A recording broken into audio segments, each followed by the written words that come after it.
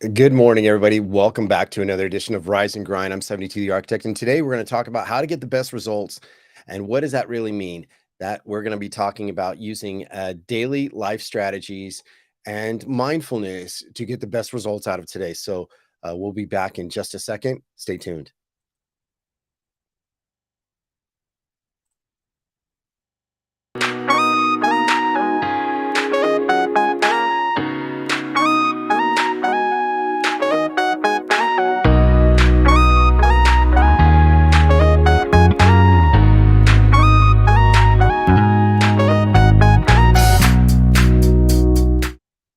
Have you felt a little confused lately or feel like you're off your game, not really on the course? You've got so many things on your plate.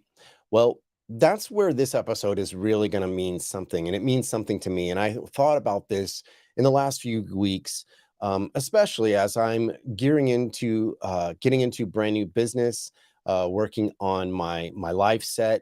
That means a whole bunch of things and getting the best results out of me. But while I was doing that, I was evaluating my daily habits, my life choices, my beliefs, my standards, all that great thing, all those great things. And today, especially, we're going to be really working on discussing the priority life tasks and goals. It's important to start identifying what is most important to you to be really clear. And understanding those priorities versus a want is a big key to it all. But one effective way of prioritizing tasks is to create maybe a to-do list or a daily mantra. The first few things in my morning is a little bit of exercise or not really attending to my devices, not logging on and checking my social medias, but really feeling myself as I rise in the morning. Now, many people have reasons to get up early in the morning, and I'm talking usually I get up around 4, between 4 and 4:30. And why do I do that? It's to give me an allotted time for myself before I serve anybody else. But how did I get there? And that's an interesting question that I asked myself. How did I get there? Well, I looked at, how things were going. I was having family issues. I was having priority of job or career issues. I wasn't being fulfilled in the kind of things that really truly matter to me, but what matters to everyone else. And I kind of fell into a slippery slope, so to speak, of seeing my life in chaos. But how many of us are like that? And how did we get here? Well, I can tell out of my own example that I basically got here by not seeing what really mattered. Everything that was shiny and everything that was trying to make a difference on me, my wants went on and on and on, and they still do. But as I've gotten some guidance, some coaching, some realizations, reflection times, I used a few different tools. So let's go over a few of those tools. Now, the other month, I got this wonderful book, which I will, um, excuse me, I will share with you. And that book, actually, two books by a writer that I've come across, but I've never read any of his books until this point. And I've heard about some of his books, like the one I just read, the every what is it? Excuse me. The Everyday Hero Manifesto by Robin Sharma. He also wrote the 5 a.m. Club, which I'm still reading. And I say still because I needed some time to reflectively think about his prescriptions and his experience. So, how does that matter of getting the best results? Well, one of the things that he said in an interview on what was it? Uh, I think it was YouTube, and I think he was talking to Ed Milet, and he's like, you got to look at what's relevant and what's relatable. And that's the first step. What is relevant to a priority? So if you don't really know and you want to try to figure out where to start, the first thing I would tell you is look at what your needs are, not your wants, your needs. So your needs are food, shelter, sleep. Those are the primary, right? And then after it subcategorizes, we also need community and interaction. We need those things and how we make social impacts and how social impacts are made on us, reflections. So when I started looking at what Robin Sharma was really preaching, and the one that really set things apart, there were there was something that really stuck out that I recently came across as I was reading the Everyday Hero Manifesto. And he was talking about the four interior empires, right? So he was saying, let me share the screen real quick. Okay. So he talks about the four interior empires. As you'll see on YouTube, if you want to check me out, 72 the Architect, for those listeners and viewers on YouTube. For those on Clapper, I'll just explain it to you. So the first one is the mindset, right? Your psychology. That means what you're reading and learning, your conversations, your reflections, your meditation, your visualization, influences, environments, and performances, right? Those all go under the mindset. And many times in the mindset, we think that the best thing is to get organized. But what happens in the mindset to many of us, we want to get organized, but there are distractions, there are divisions, there are things that call to our attention. And when we want to work on those things so we can set up the best parts, we can expect some um, interruptions, some diversions. And so understanding your mindset is going to be a very big key. The second one is the heart set, your emotionality. This means, how you process things through how you see and hear, releasing the next big part, releasing toxic emotions. That's right. There are times we don't even realize how we need to release the toxic emotions, things that how someone offended you, how you trust, and so on and so forth. But healing that part of your life means that you're going to have to heal your wounds. Exactly. And that starts with your emotional intelligence.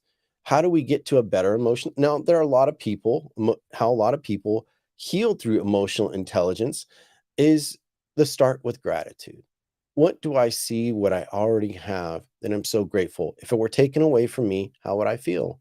A lot of times we don't look at those things until they really matter, and when they're gone. The best example I could say, many of us are attached to our cell phones. If we lost our cell phone today, it definitely gives many of us a shock to our system. Oh my God, all my contacts are there. How am I going to communicate? How am I going to log into work? So on and so forth. So there's a different dependencies. But if you realize, take a step back, and you know what? It's not the end of the world. So being grateful that you have things that are your tools for your daily life could be a start. The other part, and the next big part of this is the health set. Now, this is probably one of the biggest foundations of it all.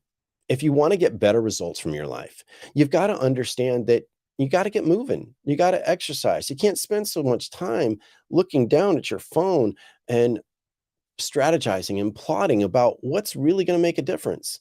So that means exercise. That's right. Get up in the morning, go for a walk, do whatever you got to do, but get moving, get the blood flowing, because many of us in the morning, especially, we grab a cup of coffee and we are just like, give me that turbo boost. I need to get going to feel this motor, and that also relates to the part in health set, the nutrition. That's right. Are you drinking enough water? Matter of fact, I have water right in my hand. But with, the exercise and your nutrition is understanding how much water you got to drink. What kind of food do you really need to eat breakfast? Or maybe there's a little bit of, what do they call it? A fasting mentality. Wait till you actually are hungry. The body responds in so many different ways. And then the other big part that we undervalue a lot is rest and sleep. And what that basically means is getting a fulfilled body rest and mind rest. We don't realize how much repair goes on in our health set through sleep. We spend lots of money of trying to get us to sleep, but we have to think about what's the interrupters from getting that sleep. And then, another big part of this is the hygiene. You're brushing your teeth. Are you taking care of your good appearance? Are you looking in the mirror? So on and so forth. So, um, checking yourself before you go out into the world. There's nothing worse when you go out into the world and you're not prepared and you feel undervalued because the way that you look or maybe the way that you sound. Spend that time and good nutrition to your soul. So, and then comes the last part in the heart set. That's the relaxation. Relaxation is a key, but many of us have taken relaxation to a whole new level, right? We take relaxation as time to party, hang out, do whatever we want. But many of us will say, and I've heard many of my colleagues tell me in so many words that I can never get enough done. I just need a vacation. And many of us go into vacations stressed before relaxation. And relaxation means letting go. It means not to prioritize and give yourself an honest soul break, body break, mind break. Like not having to be responsible for every single person is a very, very important thing. So which leads on to the next category, and these are definitely pillars, is the soul set, your spirituality. That doesn't mean that you have to be in a religion, but it definitely means that belief within yourself, belief in that whatever is going to come to be will come to be, and every time we work on this, that means simplifying things, simplification. Ego reduction. What does that mean? Well, ego is kind of like your your arrogant self in a way, but we also need ego that's saying I can do it, I can handle it all. And reducing the assumptions that we think of what we can carry on, because if we're not looking at what's already on our plate, then guess what? We are not set up for a great, result.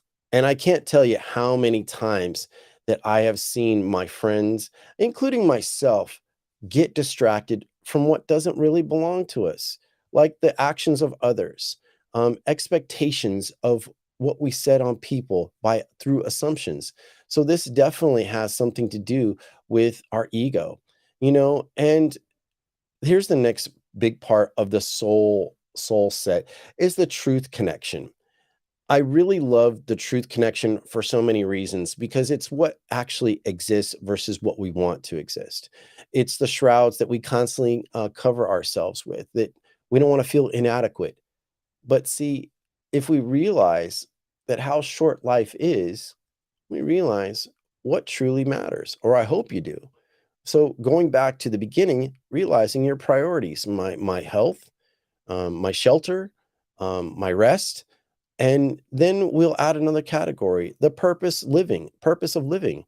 Uh, I feel that through these days, and mental health is definitely on the rise, at least poor mental health, it's because we've let go of what truly matters to us, and I can't tell you that getting the value back into yourself is going to be difficult at times. It takes a daily practice, but those four categories of the interior empires, like, what did I say? Yeah, the four interior empires, and that's mindset, that's the heart set, health set, and soul set. Write those things down. Write them out to what you are. And if that's going to be a priority, then probably that's one of the best places to start. Now, you may have set up things all cattywampus or it's chaotic, but you can start to clean up your mess. And that means that stopping in the actions that take you away from the best of you, right? So I can't tell you how many times I have seen my friends and colleagues get distracted with other people's matters, other people's endeavors. Recently, I was a witness to uh, things in social audio apps where people were judging each other. And it's like, why would you want to participate? Unless it's really, truly relevant, it's not going to benefit you. And I've seen people try to defend themselves as they got caught up in a game of web of lies. But see, this is where it's an important. And when I read the Daily Stoic today, f- it on from by Ryan Holiday, you can purchase this on Amazon, and I'm creating my Amazon store line, so we'll be able to provide you with the link real quickly here. But see, the Daily Stoic by Ryan Holiday, he points out Seneca's Moral Letters 45.6. He says, circumstances are what deceive us. You must be discerning in them. We embrace evil before good, and we desire the opposite of what we once desired. Our prayers are the war with our prayers are at war with our prayers, our plans with our plans. What does that really mean? Well, say like you come across an exciting endeavor, something that you feel, wow, I would have this would benefit me so much, you know, but without proper patience and evaluation? How does this affect my soul, my body, my mind, and my heart of all the things that I am done? I got to reflect back into a line by Raul Julia in his Adams Family movie where he said to his lawyer, he says, I think it's Sully. I think that's his name. He basically said, we can't start new business until old business is conducted. That doesn't mean that you can't explore brand new things. It means keep an evaluation of the unfinished things. Being satisfied and work and leveling up is going to be a very big key of how to get the best results out of yourself. And like I said, gratitude, being thankful for those results of whatever you've achieved is truly going to matter to you so much. Just remember, it's not going to be easy. It's not, but it can be clear. Identify what that really means to you. I know as 50 years old, there have been many things that have distracted me, but now that I'm aware, I might have to start small. Now let's talk about something we all can relate to. I'm going to take this out of my screen. What about our resources, our money, right? What do you believe about money? I have literally heard through TikTok and so many other social medias about how the dollar currency is going to be devalued and debunked. The world and old men are constantly preaching, we do not no longer need this style of service. We're going to upgrade. We are recipients of those decisions. However, when you decide what the priorities of what that means to you, you choose of how you exchange your services, your best, where you give your attention. I think attention right now, as so many influencers have said, that it's the most valuable thing in the world, more than gold, more than oil, and sometimes more than just bricks of, whatever precious metal. So you got to think about what really matters to you at the end of the day. Like for me, my family, my three girls, they truly matter. And I love you all, as well as my partner. I love her so much. I think about my family, even through, you know, my mistakes, choices that I've made. But one thing I've been remembering, don't beat myself up. Do not beat yourself up with illusions. I believe it was Seneca or no, it was Epictetus who says we suffer more in the mind than we actually do in the body of presence. What does that mean? Your assumptions, your thinking, your strategies, your comparative judgments are definitely all things that play through your mindset throughout the day. When you see someone who's done better than you, do you feel, wow, do I feel envy or am I excited? And from that envy, does it turn into toxicity, which goes into your mindset, right? And your health set and your heart set. And well, actually touches all categories, if you ask me. And when I look at all the different reflective choices that I've made, I start letting rest, maybe not responding always to everything that comes across my attention, not arguing and facing different battles that don't need to be fought. I watched people tell me in so many words that when they're beginning to feel like they're diverted, they ignore, but yet you see them being hypocritical and they go right into it. They give long lectures and talks. Evaluate what you say to people and be mindful of the people that you hang around. Yeah, that's right. The people that you hang around. And that really leads into this part. So you've got in my mind what's relatable and what's relevant. And sometimes they're both married together and they work. And that's great if you can get to that. But the relatable doesn't always make it relevant. I know when I'm in pain, I I've hung out with people who have had similar traumas and pain and begin to conversate. But that's when problems start to rise and not looking at life that maybe I have just an obstacle to overcome for the moment, like grief, someone dies, or maybe you lost a job, maybe you lost your car, or something, and you're just like, man, how am I going to get out of this? That's where the victim mode really starts to creep into your attention. That's right, your eyes, your ears, everything, right? But if you were to take it and say, well, wait a second here, let me look at these people who are relatable. Are they doing? Are they matching what they say? Doesn't mean you need to be a judge, but it does let you know, be aware, be hyper aware of the frequency you're in. And you might say to yourself, I'm going to have to get out of this.